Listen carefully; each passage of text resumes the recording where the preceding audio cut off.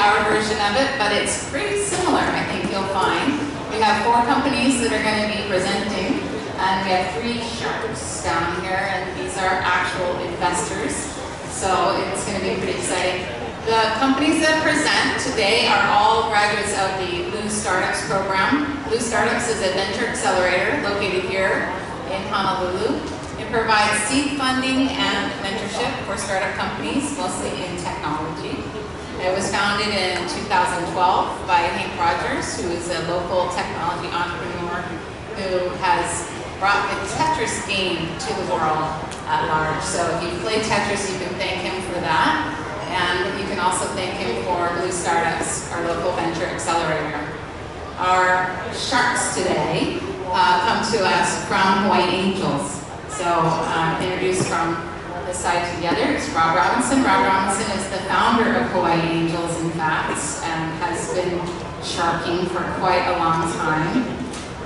Cliff Burkeiser, also a member of Hawaii Angels, and has also been investing his own hard-earned cash for quite some time into many different companies. And Jill Talbert, who is also a financial analyst and shark. So she's got it coming both from the public and private equity side. She knows a lot. So they're going to be kind of cross-examining our pitchers today. And each company will get 3 minutes to pitch, and then they'll have some Q&A questions after that. So before we get started, though, I want to tell you about another piece of technology that we're going to be using today, and that is LiveSift. If you look at this screen over here, this tells you how to use the LiveSift system. So if you pull out your smartphone right now, you don't have to download anything. You just go to your web browser and put in the address livesift.com, and that'll take you to the prompt for the LiveSift participation in today's event. So you'll have time to put in some of your own input as well as the sharks today. So if you go to livesift.com, put in the code SHARK, and you'll be able to participate in our audience portion as well.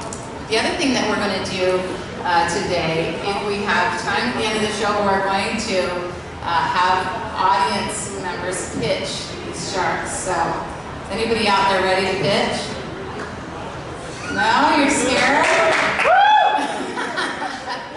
Is that too scary? They're not that bad. They're pretty nice, actually. I know them pretty well. Well, you think about it. What is that idea that you've always had, that you've noodled around in the back of your mind, that you thought you could make $1 million out of that idea, but you've never done it? Well, now's your chance to get some feedback in live, real time from some actual investors. So keep thinking about it. If you want to get a chance to come up here and pitch, you will sign up now on the LiveSift system.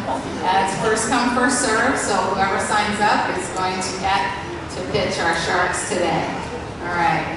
So I think we are ready to get started with our first pitch.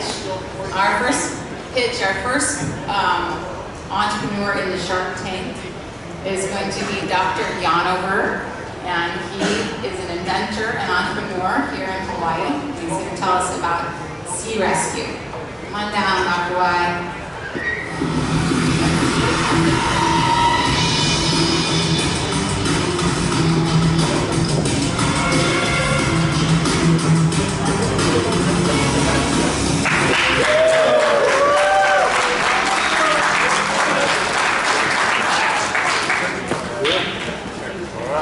I'm doing it.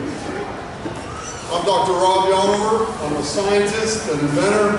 I came here to work on volcanoes. I surf big waves on the North Shore. I fish in rough water. I'm always on the edge of dying. That's why I got into inventing survival gear. Okay? If you're about to die, you want to talk to me. That's what you look like from 500 feet. Your head's the size of a coconut. Can't see you. You're going to die. Okay? Here's my invention, Sea Rescue Streamer. Here's my assistant, here he is. A simple device, but those are the best ones. It's patent, US patent, military approved, adopted, used all over the world. Now what that gives you, that same coconut, you see the coconut in the picture? Can anyone see him? No. There he is. And this is a closer up version. Again, fire feet, and it works just as well on land also. Same problem. People are hiking all the time, you see it in the media. People lost in the mountains or in the water. Same problem, your head's a speck. Oops. Again, strong patents, it's been adopted, it's used all over the world now. We have distributors, we've sold over $15 million worth of them, 20,000 units. Every branch of the military's approved them. And it's a simple device, but it works. Competitive threats are the usual suspects: flare, smoke, sea dive, but all those things go away. And e-perps, even if they know where you are, they have to get a visual because your head is so small. And again, ideally, this is going to be mandated. It'll be part of life jackets, a certain degree of visibility. Our target market for this focus is not just the military, we've got that matured nicely, but we're going after the consumers. And there are 127 million active people doing stuff outdoors, not just playing on Facebook. You got hikers, boaters, aviators, skiers, it works all over the place. And it's the added benefit is we're going to go after the loved ones. We're going to go after it with advertising. We just shot a TV commercial, you'll see it on National Geographic and Discovery Channel this month. And basically going after the benefit of selling to save people's lives. We already have direct sales, wholesale distributors, retailers, acquisition, and projections, of course, is going to go way up. And as the direct, it's a mixture of direct distributor and retailers. There's a large profit margin, and this, by the way, is the pocket version. And this is the fighter pilot version. That's the one miniaturized. And I have a special surprise, and that is, first of all, the team is myself, my son, and my New York advertising team. But I do want to throw one more thing into the mix, Sharks, and this is my other invention that's going to hit the market. This is a pocket desalinator. This is patented, military funded, and this is going to change the world because it will provide fresh water. Thank you.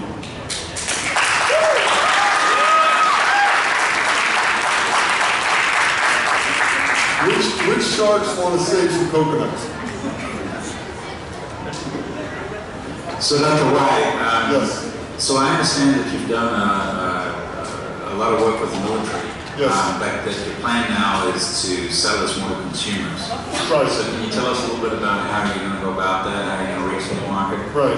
Well, the first stage will be direct marketing. We're going to try to go with the internet, PR, and then commercials, direct response. It's a very visual product, so we're going to go with that route, and then slowly go into the distribution system. We have like 30 distributors all around the world that are military side. We want to build that as we build the direct with the distribution chain, and ultimately go to retailers. Okay, since nobody under 30 ever expects to die, they're the people who are most likely to do this stuff, how are you going to convince them that this is something they need? Right, it's kind of parallel tracks. The users, which are the 30-year-old kids that are going out for their Facebook picture on a mountain and getting lost, and then the parents or loved ones of those. And I think the easier sell is to sell this, as a stocking stuffer or a gift item. It gives you the same capability as a fighter jet, yet you get it as something you can throw in your backpack or life jacket from your mother, your father, your wife, your husband, whoever gives it to you. And that's kind of the strategy of trying to get it so it's a bit of a benefit item, it's a gift item. It's one, or again, in parallel to the users themselves, who will be targeted directly. And the other thing is sponsorships, where you have, like for instance, one of my friends on the Big Island, a volcanologist, he carries one. I have some crazy people carrying them.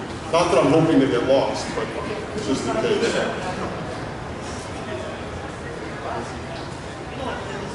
You've sold $15 million worth with a 60% margin. Yes, the structure before on the military side was a license, profit sharing licensing agreement, and that was a 15-year license, and the margins were quite high. And you have to ask my licensee about how much his margin, but the margin's based on the price to make it and what it sells for. Very large margin. I mean, this is just a piece of plastic. It's an elegant piece of plastic, but it's just plastic. And we make them all in the USA, in Hawaii, so we have that large margin there, and that's where we do it. The other thing is, we have a higher end version. The 15 million in part is from this one. This is nearly $1,000. These go into fighter jets. They're in the Singapore Air Force fighter jets. Japanese Air Force is about to get it. They want to license it and build it themselves for their own Japanese Air Force. So that side of it's mature, and we're also maturing in the corporate jet world, which is another huge market. The corporate jet guys are flying CEOs in the back. They want the state-of-the-art safety. What are you looking at in terms of your margin for your pocket design? This is version 2.0. Version 3.0 is in the mail right now from my partner, my manufacturer in England.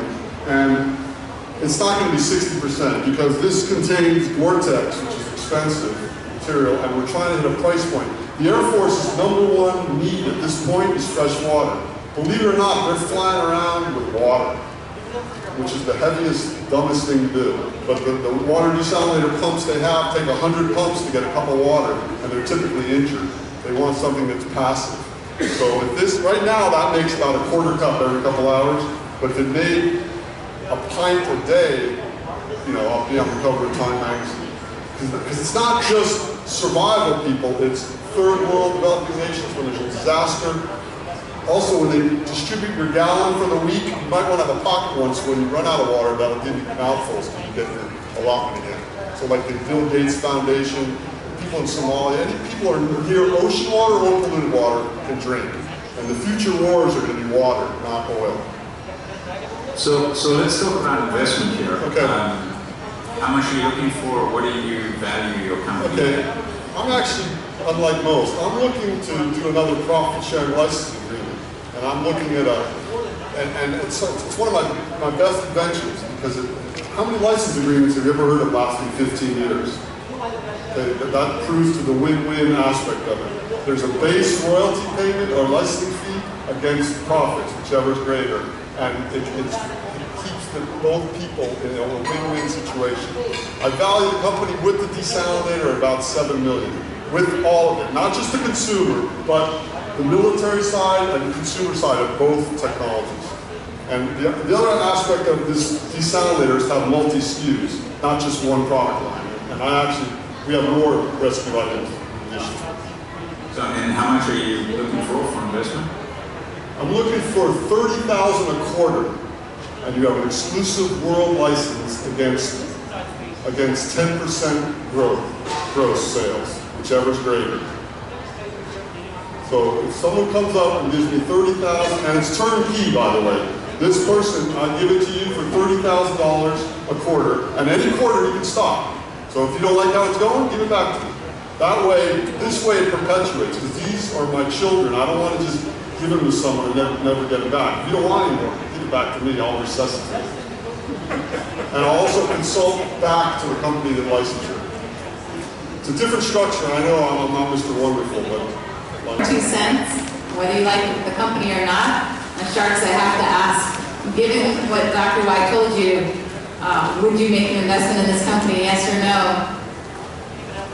Well, I'm very intrigued by the structure that he laid out there. That's kind of interesting. It's very unusual, actually, for the kind of investments we see. This idea of 30,000 per quarter to get 10% gross. If I understood that correctly.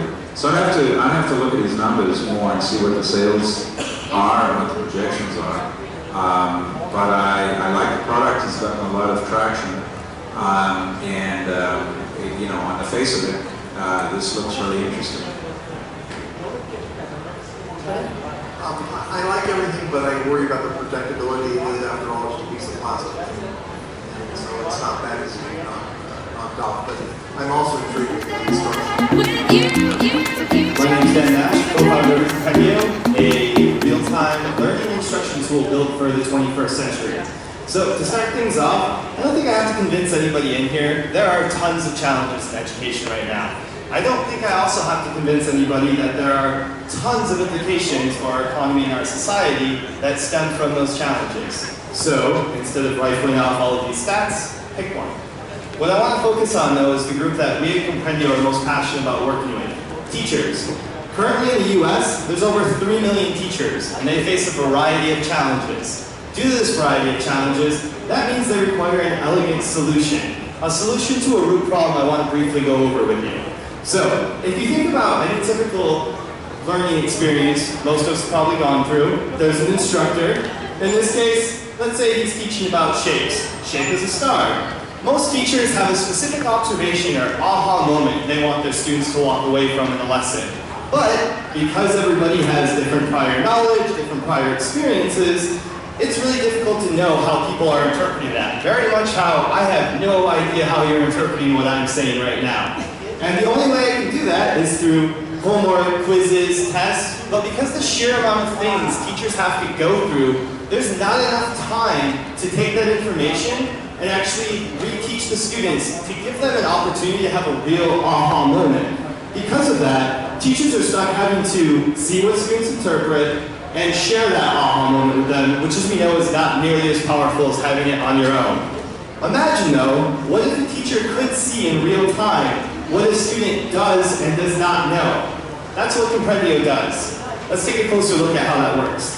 So, for this example, if we have an instructor, Mr. Alex, and his student Sean, what Mr. Alex can do with Comprendio is build a cognitive lesson plan. Really all that is a fancy mind map. He can build it, plug in those aha moments ahead of time that he's hoping his students to make. From there, he can give that out to all of his students. All of his students then, they get the map, but it's just a note-taking device. And at any given point, Mr. Alex can do a checkpoint and see exactly where, using the heat map, what aha moments students are having and how many aha moments students are having without robbing them of that opportunity. In our own educational courses, we've seen the software double learner comprehension, triple the performance of the lowest performer, and quadruple the effectiveness of the instructor. Currently, we have traction with our enterprise clients and education clients. They're executing paid pilots with some of their clients right now. We're looking at posting revenue in the next 60 to 90 days. From that, our projections have us looking at about 900,000, close to breaking the mill by the end of this year, a little bit more growth. And by 2017, looking at hitting a large scaling. What we're looking at is asking for $500,000 in funding. We currently have $150,000 committed. We're part of the Accelerate UH program, which means that we have an opportunity for up to another $100,000. With that, we're looking at growing our team and scaling Comprendio to make an impact with more schools across the nation. Thank you.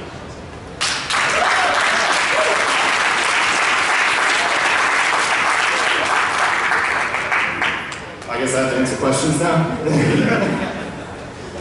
Yeah, I'm afraid I kind of missed the aha moment. Could you explain exactly what it is that the product does for the teacher? Exactly. So, what we can do is, instead of thinking through instruction where we stand up here and we explain things to somebody, I can tell you what I want you to think over and over, but until you have that experience on your own, or you generate that knowledge from the experience on your own, me telling it to you doesn't do you any good. So instead of me telling you what I want you to learn from it, I build that ahead of time in a cognitive map. It just looks like a mind map, and I pass that out to students. They can click on that mind map and enter their notes in as they're going through a learning experience, just how they're interpreting things. And I do a checkpoint, and in real time, the text analysis is comparing it to the aha moments the teacher's looking for and what the students have typed in for their notes. So I have not told them what to type in. Instead, it's telling me in real time what they're thinking is aligned with what I want them to be thinking from the lesson.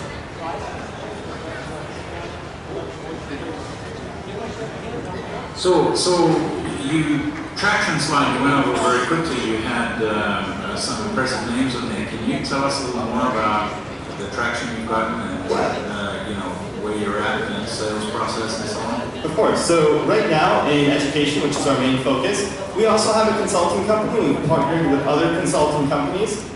In the next 60 to 90 days, we have pilots that those consulting companies are using Comprendio with their clients. These clients include people like Kamehameha Schools, other local school districts here. Now on the enterprise side, we have partnered consulting companies that we're working with, and they're actually using Comprendio right now with some of their Fortune 500 clients. And if these pilots continue to go well, we're looking at making sales, as I said, the next 60 to 90 days from now.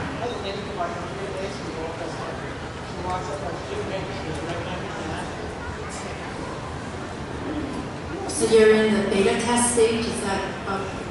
Yeah, so right now we've proven it in analog form. Originally we were both high school math teachers at Whitehall High School. And right now we're just gathering statistics and data to show that it works with the software in a wide variety of uses. So that way when we go to start making sales here in the summer with our sales team, we don't have to convince anybody. The data will be there. So what was the increase in the math scores for your kids? So with our class alone, when we were teaching, these are just our classroom statistics, not a wide variety. My business partner, Sean Holokano-Creel, taught repeater algebra, had about a 12% pass rate typically. These are kids 17, 18 years old, 0 math credits on their way out. From using this in analog form, he got his pass rate to go up to 71% from 12%. And my freshman algebra class, I got the pass rate to go from 55 up to about 87% by implementing this. So generally, there's a lot of resistance for teachers to try new stuff. What's your sales plan to Yeah, so very good point. I'm glad that you're actually aware of that. Not every investor is. So in education, a lot of times there's a top-down model for everything, whether it's new technology, new curriculum, and obviously forcing something on somebody is not the best way to acquire users. So our distribution plan is partnering with Office Depot, Office Max. Teachers get a set amount of funds they can use for the year, and they have to spend it on specific PLU number products. By offering a product through there, they can use funds allotted to them through the school to make the purchase for a yearly license. All of their students are free, and because we're offering it to the teachers to use if you want to, from there, when we have a critical mass at a school, that's when we'll step in and offer them a larger package at a district state level so that there's buy-in from the bottom, and we push up to the top that way.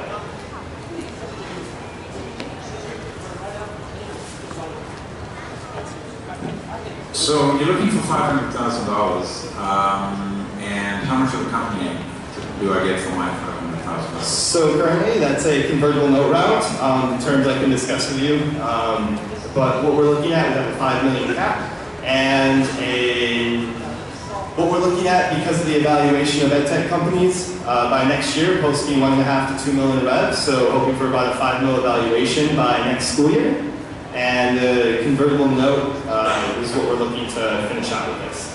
Roughly would convert over to, if you have the full 500,000 and we hit our valuation, 10%. If you don't hit valuation, 4%. He's going to volunteer and help illustrate these things. So, Gabe, why don't you give it a try? He specifically made sure I hadn't seen this yet. Yeah, that's the other thing. This is his first time, so you're going to see a genuine first reaction. I'll explain what this is. Okay, it just came on. Wow. What do you think? That's pretty awesome. Whoa. Sit around. Yeah. Okay, so he's actually inside of the picture right now. That's kind of what we do. All right, Gabe, I need to start the pitch now.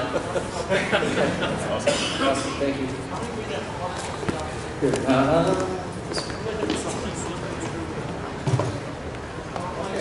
So,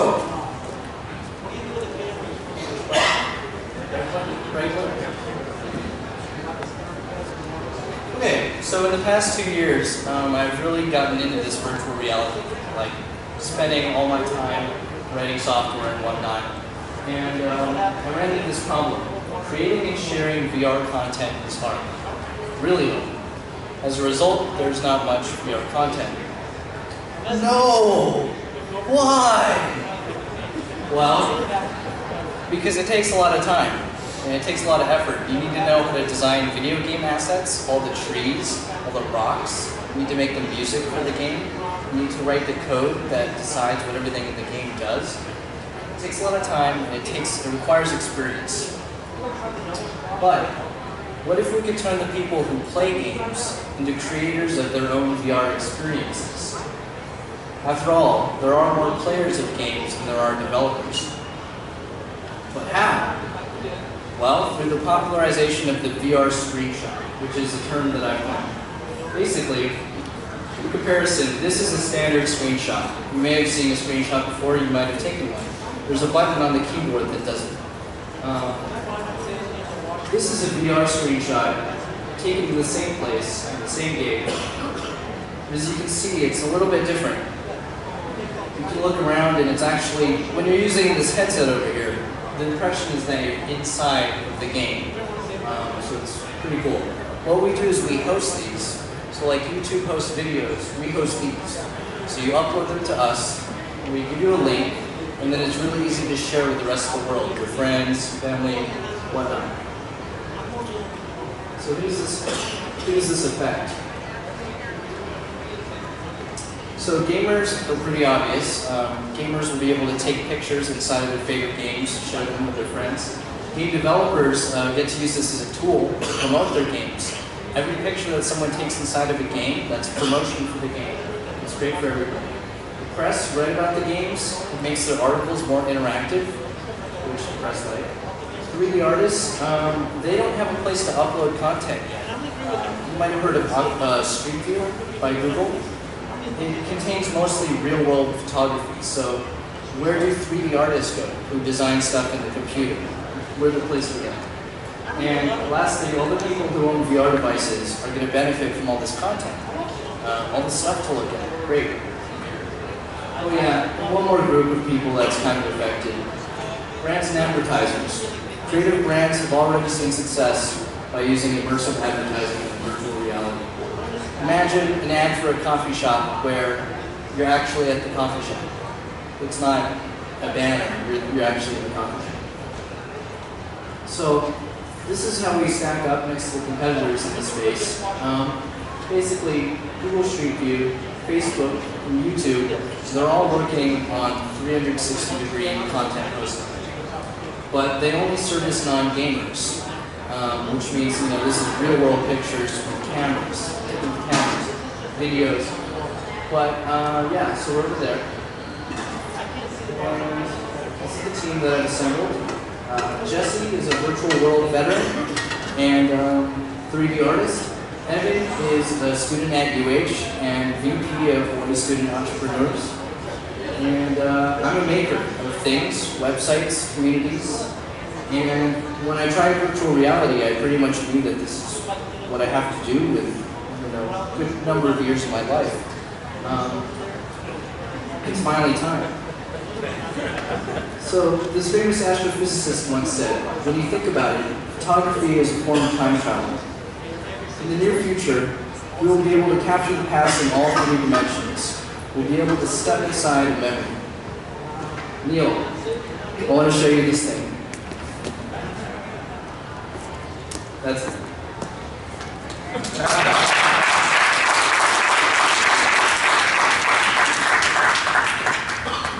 So how much do they sell for? And if I have one but I haven't created a world, do I get to play in a world? Do I have to pay to play in that world? Sure. Great question. So this is one of many virtual reality headsets in the market right now. This is the first that's really consumer ready, where I'd recommend someone to go out and buy it. All the other headsets have been for developers, so it's mostly just for developers to create games. So this year, 2015, is really the year we'll start seeing more of these. Not just this, but consumers will have options. No, this is not our product. Our product is software. So like YouTube doesn't make cameras, they just host the data. Darn, we don't get our Oculus Rift. No, but also a lot of companies have talked about giving these away for free actually, and more of the way we do cell phones, subsidizing them. So there's a lot of interesting stuff going on in this space. Seriously, I'm convinced this will be the next generation of gaming. The problem that I have is we haven't really talked about what your business, how you're going to make money. So it's the brands and advertisers, spherical ads, being inside the coffee shop.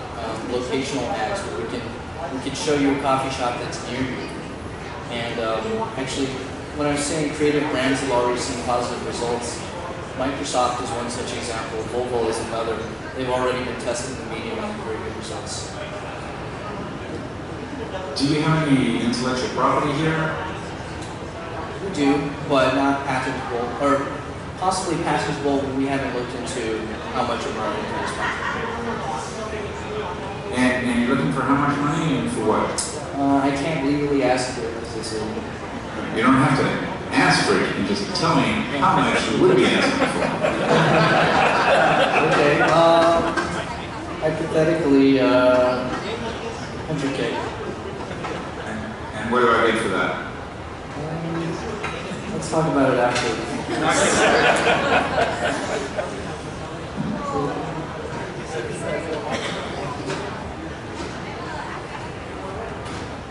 So the idea is people host their great augmented reality game experiences on your site, and then how do the advertisers hook into that process? So the service is totally free to use, but as a result of being free, we will show you an advertisement after a set amount of views, basically. The same way that YouTube displays an ad on videos before you watch them. Also premium content from premium content providers. So imagine one day a revenue share between the people who are uploading content and us, so that they actually get paid and can make a living on our service just by taking pictures and stuff.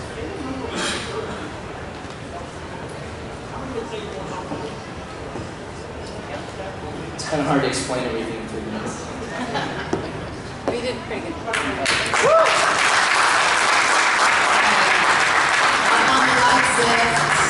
Let us know what you think about that one. Okay, this is going to be our last pitch coming up soon. Sharks, I have to ask, based on what you heard, would you be interested in investing in this company?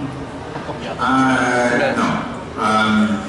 There's no IP, and I don't believe there's a lot of competition out there, so I don't see that they're there. Maybe if I had more. I'm intrigued. This is one of those ones where it's going to be nothing or something pretty cool, and the 100K would, if it was 20% of the company, I might do that. Yes, not knowing, it's a harder decision, and I turned around and my son shoes in, so I guess I'm out. Yeah, we have to rely on our kids sometimes to tell us what's going to be the next thing.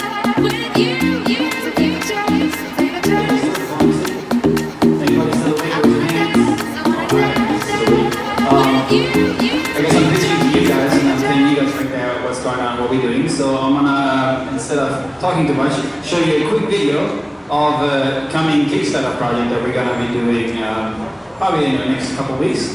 And here it is.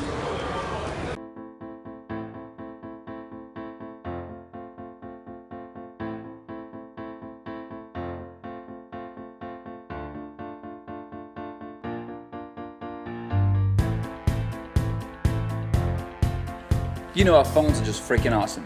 They go everywhere we go.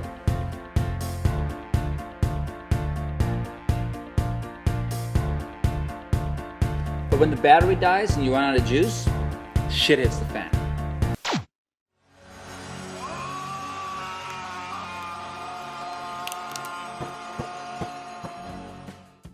Hey, what's up guys? I'm Lawrence. And I'm Hannes. We've been designing innovative power solutions for over 3 years now. And it all started like this. I live in Hawaii, that's me. I love gadgets and accessories, but most of the products out there are total junk, especially the iPhone cables. They simply suck. So my buddy Hannes and I set out to fix that. By the way, he's from Germany. We launched a Kickstarter project, the world's first colorful charging cables. It was awesome, but neither of us knew anything about hardware. We dealt with manufacturing issues, learned about supply chains, and still had to get an Apple MFI license. We basically made all the mistakes a hardware startup can make. We even ran out of money and got really scared. However, we fought our way back and delivered an amazing product to all of our backers. But as time passed, we got a little bored, so we figured, let's do it again. And we launched Juices Plus, the world's first premium charging cable, and had great success. But instead of celebrating, We flew directly to China, to the city of Shenzhen, where almost all electronics are made these days. Got to try some exotic foods, and we're reminded again just how hard hardware really is. Product development, quality control, and getting Apple MFI Lightning chips took a little longer. Meanwhile, the internet went wild. But we solved all issues and delivered our amazing Juices Plus cable. We shipped 20,000 units to over 7,000 people all over the world and made our backers happy once more. At least most of them. What an awesome ride. 3 minutes, and this is supposed to be a minute and 40 seconds, so I got another minute and 14 seconds to tell you about the rest. Since there's 3 of the sharks out here, I brought 3 cables that you can have if you vote for me. I'm just kidding. Anyways, since you're judging on 4 different things tonight, team, market, traction, and product, you kind of see our very first product. We started with cables because I personally hate cables. I think cables totally suck. They're shit. We make better versions of them for now to bridge that gap in between. It started off as me as Lawrence. I was the single one-man team, and 4 years ago, then I convinced my high school friend and friend from earlier on to join me. Now it's 7 of us. The team consists of former founders of Incase, the head of design and directors from IDEO. We now have an office in San Francisco and an office in Shenzhen. Currently 7 people, and we're hiring for 5 full-time positions right now. The market is obviously huge. I'm assuming that every person in this room has either an iPhone, an iPad, or Android phone in their pockets right now, and probably 1 or 2 more at home. 700 million iPhones were sold in the last year from Apple alone. There's a total of 2 billion smartphones and tablets that are connected right now out there. And those are the ones that we charge, so it's a big-ass market. The main direction of the market for accessories, though, is going towards a premium direction, meaning that people go away from plastic junk and shitty cables and shitty cases to more of a high-end stuff. Think Beats, $300 headphones, that kind of stuff. So, we have traction, yes, we did 2 successful Kickstarter campaigns. If you're familiar with that, those are crowdfunding campaigns. We're launching a 3rd one probably in the next week or 2. We've also worked on a couple of other Kickstarter campaigns for friends that did a little over $1 million in funds in the last 60 days. As far as traction with sales outside of Kickstarter, we now have 4 distributors globally, 2 in the US, 1 in Germany, and 1 in Russia. We do about 50,000 in sales and wholesale right now. We're trying to up our online sales right now. That's something that we've been working on for the past 2 months. The product, well, you saw a cable over there, which I have here. But again, I said cable suck, and we're going in a different direction right now. And if you guys are interested in seeing what those products are, I have a pretty slideshow over here that I could show you in the next 2 minutes after my pitch. Cool. That's it.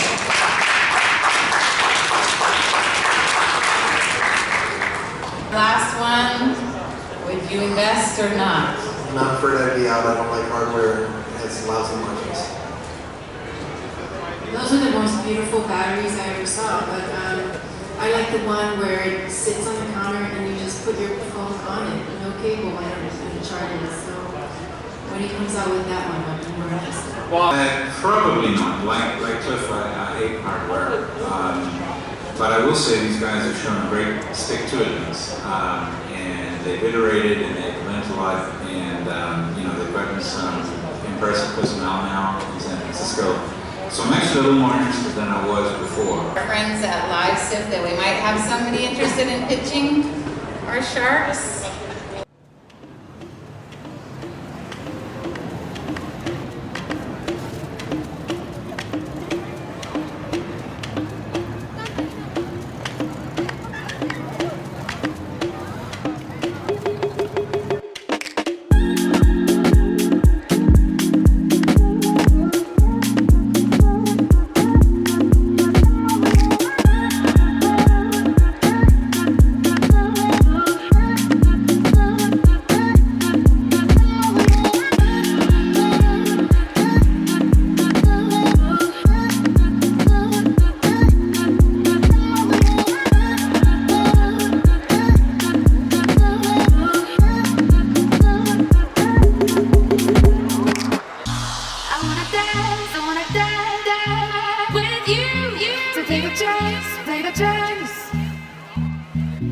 I wanna dance with you.